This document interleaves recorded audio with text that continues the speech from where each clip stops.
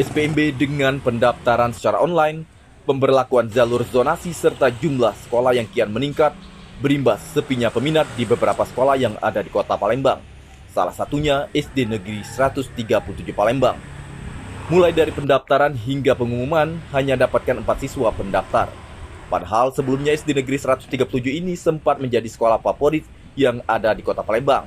Akan tetapi semakin bertambah tahun, peminatnya semakin menurun. Menurut Mayani selaku guru SD Negeri 137 Palembang mengatakan, pada tahun sebelumnya, jumlah siswa pendaftar ada sebanyak 20 orang. Akan tetapi pada tahun ini, jumlah pendaftar merosot drastis. Maka dari itu, Kepala SD Negeri 137 Palembang membuka kembali pendaftaran sebelum tahun ajaran baru dimulai dan berharap akan adanya penambahan jumlah pendaftar. Kalau boleh tahu Bu, tahun ini Bu, jumlah pendaftar di SD kita nih ada berapa Bu? 4 Bu ya. Ini menurun ya dari tahun sebelumnya? Iya, menurun. Sebelumnya ada berapa Bu?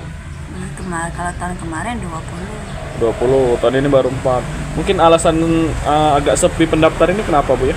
Mungkin banyak sekolah lain. Sekolah lain. Sudah banyak sekolah lain.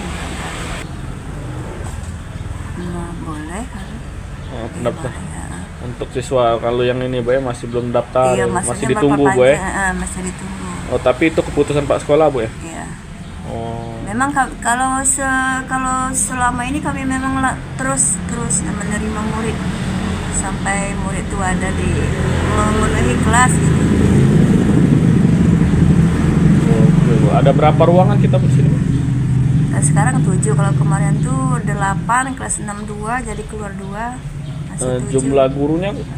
Jumlah guru ada yang semua guru yang tidak honor itu ada 11.